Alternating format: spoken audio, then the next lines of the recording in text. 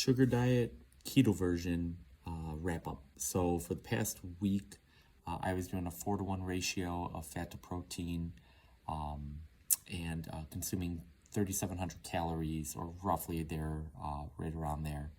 I was having 370 grams of fat, 75 grams of protein, and 18 grams of total carbs.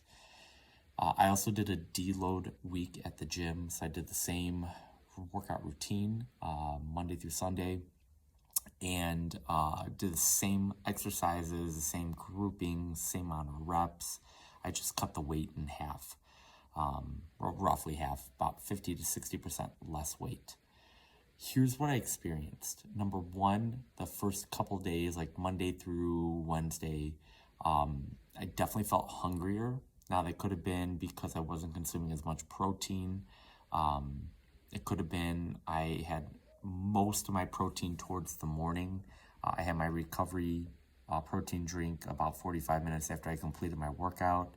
And then about 45 minutes after that, I had a keto brick. So right there, I was consuming a tick over 50 grams of protein. Lunch, I was doing a huge fatty coffee. It was just under 200 grams of total fat, and no protein with that. And then dinner, I had a can of smoked mackerel, and that was 22 grams of protein. And then I had a bunch of other fat with that.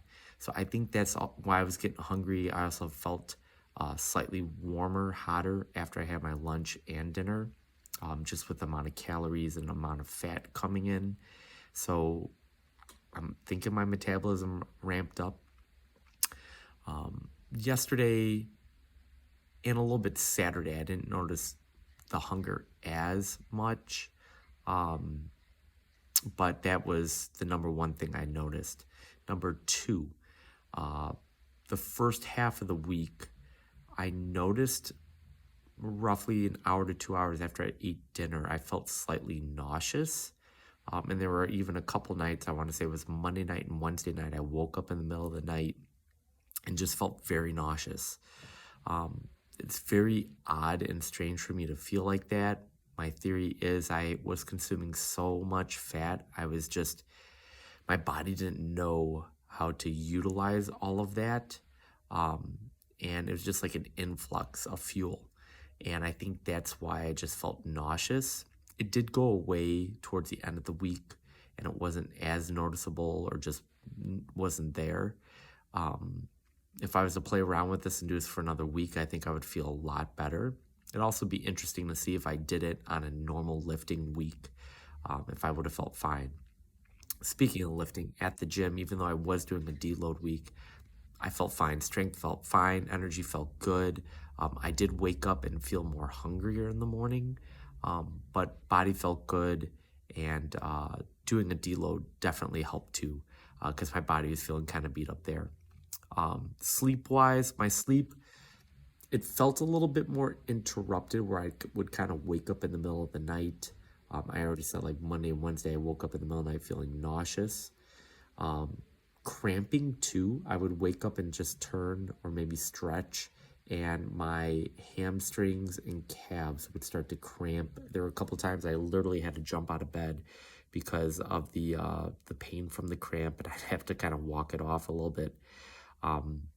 That subsided a little bit over the weekend, but that was another thing that I had noticed. I would just have to get my electrolytes dialed in a little bit better with the potassium and the sodium.